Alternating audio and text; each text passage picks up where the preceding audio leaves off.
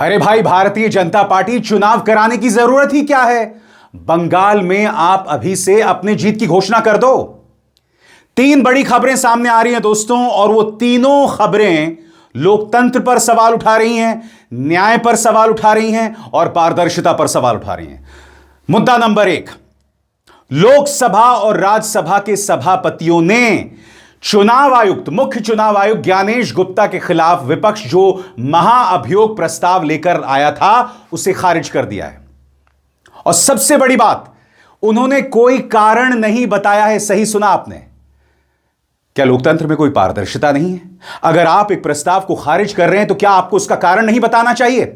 दूसरी बात, supreme court के सामने राज्य सरकार की तरफ से कपिल सिब्बल आते हैं और कहते हैं कि चुनाव आयोग ने 20 लाख लोगों का नाम वोटिंग लिस्ट से हटा दिया, और ये वो लोग हैं जो पहले वोट कर चुके हैं, इनके पास पासपोर्ट्स हैं, ये पहले से मैप्ड हैं।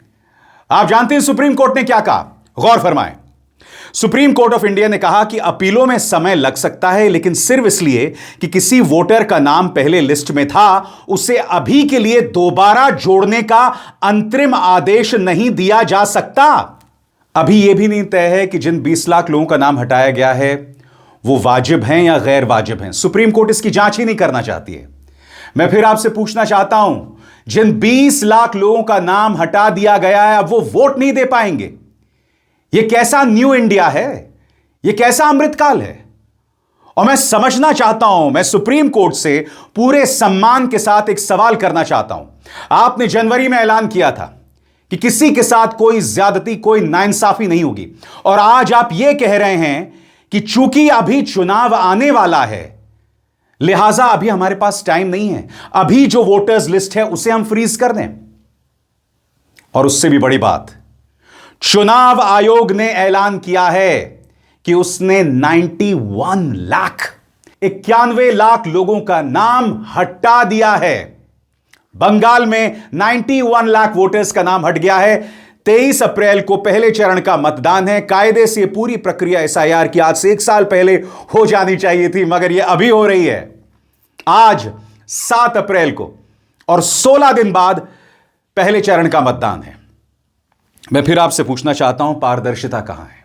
ना लोकसभा राज्यसभा के फैसलों में पारदर्शिता है। सुप्रीम कोर्ट ने जो फैसला सुनाया, मैंने आपके सामने शब्दशः रखा, और फिर चुनाव आयोग की अपनी घोषणा।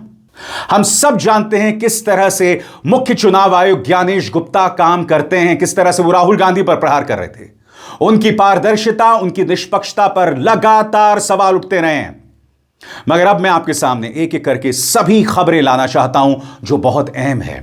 इस वक्त आप और हम सब ईरान की चर्चा कर रहे हैं, मगर जो बंगाल में हो रहा है वो बहुत ही खतरनाक है। सबसे पहले लोकसभा और राज्यसभा वाली खबर, ज्ञानेश गुप्ता के खिलाफ जो इंपीचमेंट मोशन लाया गया था उससे जुड़ी खबर आपकी स्क्रीन पर। 6 अप्रैल 2026 को लोकसभा स्पीकर ओम बिरला और राज्यसभा चेयरमैन सीपी राधाकृष्णन ने मुख्य चुनाव आयुक्त ज्ञानेश गुप्ता के खिलाफ दिए गए महाअभियोग नोटिस को खारिज कर दिया। इसमें मुख्य बातें क्या थी? विपक्ष की तरफ से मोशन क्या था? विपक्ष के 193 सांसदों ने संसद के दोनों सदनों में नोटिस देकर सीईसी को हटाने की मांग की थी। आरोप क्या था?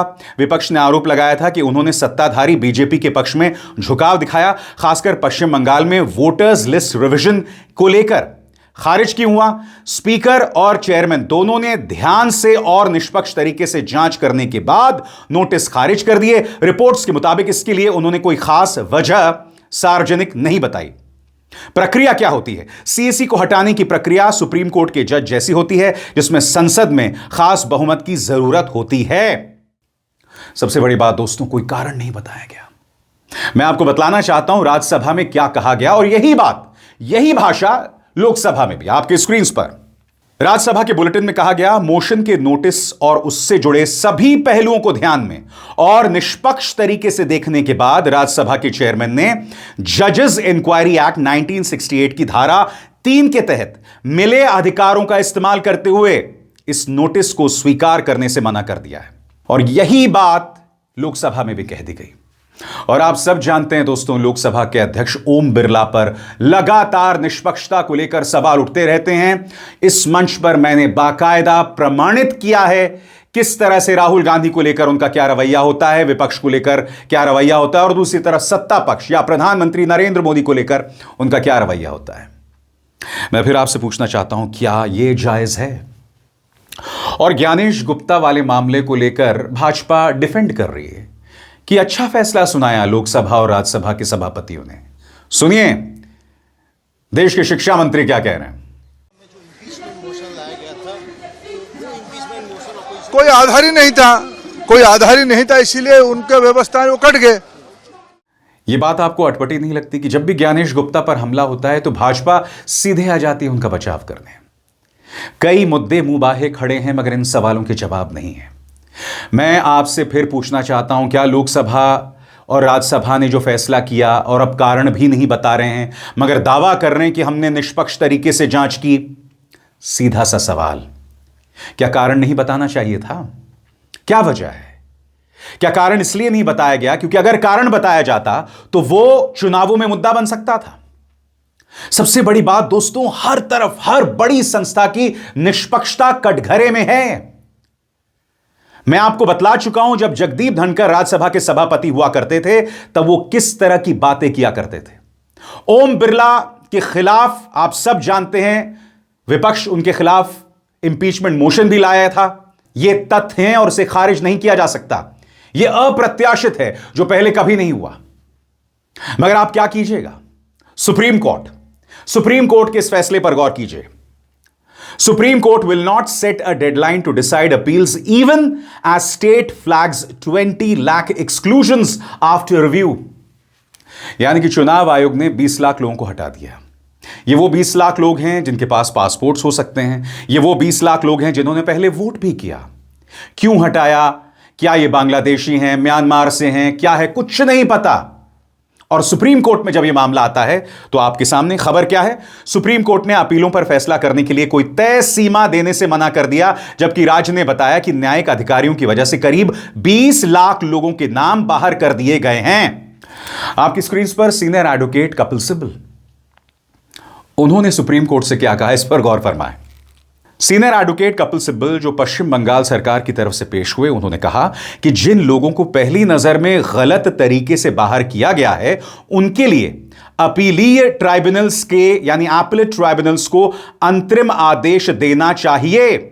मगर सुप्रीम कोर्ट ने ऐसा करने से मना कर दिया। क्या कहते हुए कि भाई अभी तो 23 को पहले चरण का मतदान है, बहुत कम वक्त रह गया है, लिहाजा जो अभी वोटर्स लिस्ट है उसे फ्रीज कर दिया जाए। यह न्याय का कैसा चेहरा है मैं समझना चाहता हूं। कैसा चेहरा है न्याय का, यह सवाल नहीं किया जाएगा क्या? और मैं आपको बताना चाहता हूं सुप्रीम कोर्ट ने क्या कहा, गौर फरमाएं। कोर्ट ने ऐसा करने से मना कर दिया और एपेलेट ट्राइब्यूनल्स को अपीलों पर फैसला करने के लिए कोई डेडलाइन तय करने से भी इनकार कर दिया।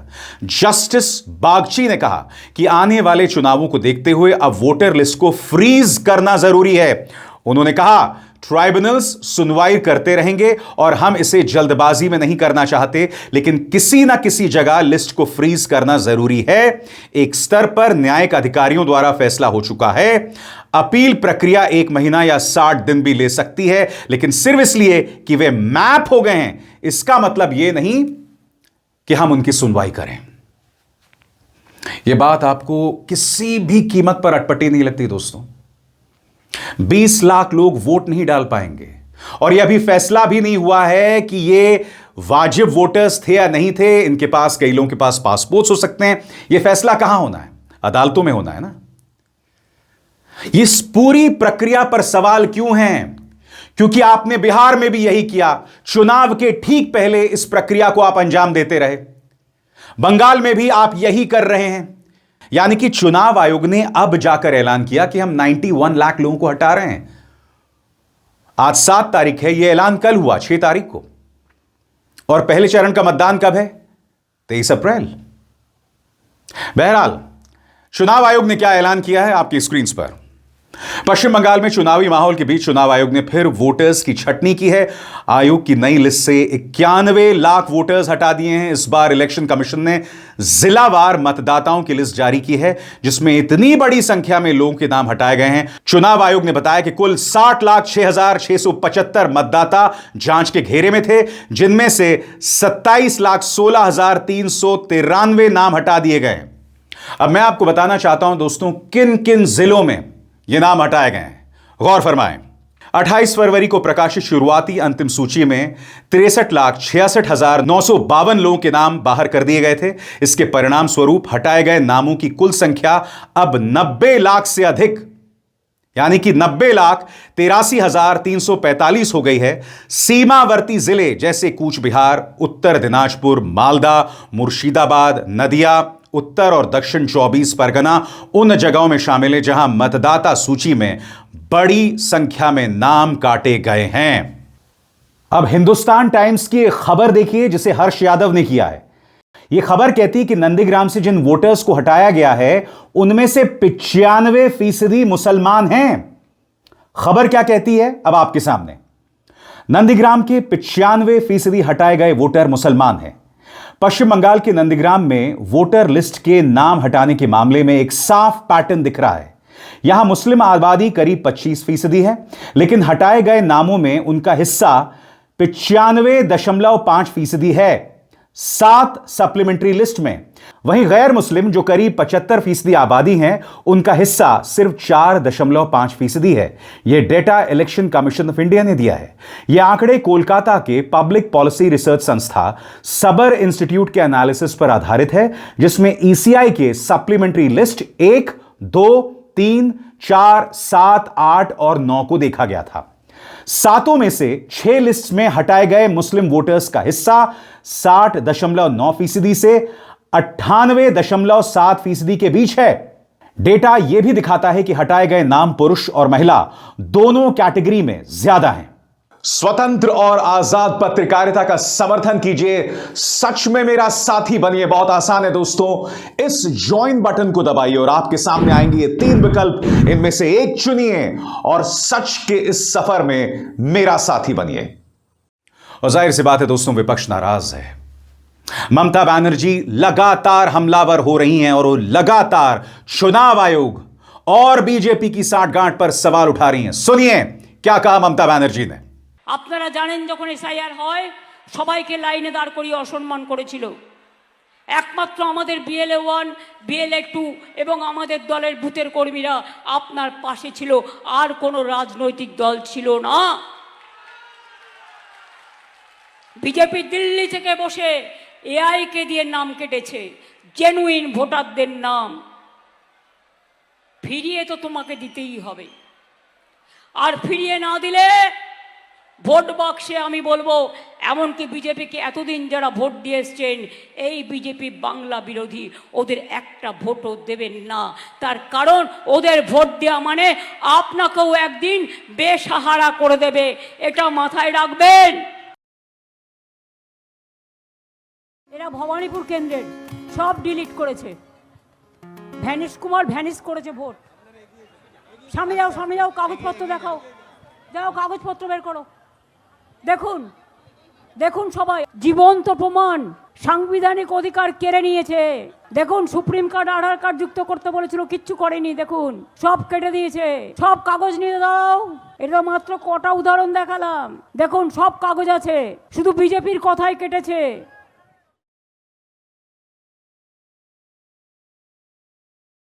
That's why we are saying this is a ploy and being used as a backdoor to execute and implement NRC. And Gyanesh Kumar is a man on a mission, and this is his mission. This is precisely why he has been sent as the Chief Election Commissioner. He was earlier with Mr. Shah, who is now the Home Minister and the Cooperative Minister, and worked as a Cooperative Secretary. And I can also divulge some details if you want. The Chief Election Commissioner, he has a daughter. Now BJP is making claims that why Trinamool government is transferring bureaucrats. When the SIR was announced in the month of June, the name of Gyanesh Kumar's daughter is Medha Rupam. She was given a plum posting on the 28th of June. Please mark the date, 28th of June. That's 4 days after SIR was announced. And she was sent as DM Noida. Gyanesh Kumar's son-in-law is Manish Bansal. Manish Bansal is sent as DM again of Saharanpur. Both husband and wife, they might be capable and credible enough to be in that position, I have no doubt, but these are not mere coincidence. दोस्तों, तृणमूल कांग्रेस ने बाकायदा चुनाव आयोग और भाजपा में जो सांठगांठ हो रही है उसको लेकर एक लंबा चौड़ा बयान जारी किया है और मैं चाहूंगा आप इसके एक एक शब्द पर गौर करें। बीजेपी बंगाल में फर्जी वोटरों को बड़े पैमाने पर घुसाने की कोशिश कर रही है। हजारों फर्जी फॉर्म 6 एप्लीकेशन डालकर सिस्टम को भर दिया गया है। ये लोग पहले से ही अपने अपने राज्यों में वोटरों के तौर पर रजिस्टर्ड हैं। ये साफ तौर पर डबल रजिस्ट्रेशन है जो चुनाव कानून का खुला और आपराधिक उल्लंघन है। ये जो पहली बात है, फॉर्म 6 का दुरुपयोग। राहुल गांधी ने जब पर्दाफाश किया था वो तमाम मुद्दे उठा रहे थे कि किस तरह से फॉर्म 6 का दुरुपयोग किया गया है। नए नाम जोड़े जा रहे हैं और इस बात से चुनाव आयोग ने इनकार नहीं किया है। अब कितने जोड़े जा रहे हैं इसको लेकर अभी असमंजस है, रहस्य है और जैसे ही मुझे जानकारी मिलेगी मैं आप तक पहुंचाऊंगा। आगे क्या कहा टीएमसी ने? यह वही गंदी राजनीति है जो बीजेपी ने महाराष्ट्र और दिल्ली में पहले भी अपनाई थी, जहां उन्होंने जनसंख्या के हिसाब से खेल कर दिया। चुनाव आयोग भी अपनी चुप्पी और ढिलाई से पूरी तरह इसमें शामिल नजर आ रहा है। हम इस लोकतंत्र के खुलेआम हो रहे दुरुपयोग का कड़ा विरोध करते हैं। आज हमारी डेलीगेशन ने चुनाव आयोग से मुलाकात की और सभी फॉर्म 6 सबमिशन, जांच रिपोर्ट और वेरिफिकेशन डिटेल्स पूरी तरह सार्वजनिक करने की मांग की। पहले लाखों असली वोटर्स के नाम हटाए गए और अब बाहर के लोगों को जोड़ने की कोशिश की जा रही है। यह बंगाल की वोटर लिस्ट की पवित्रता पर एक सोची समझी दो तरफा हमला है।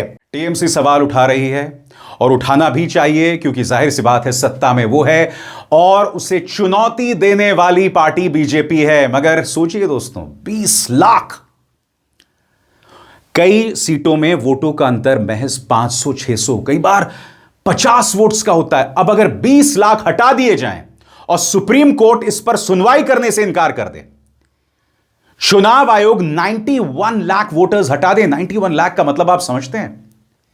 91 लाख वोटर्स।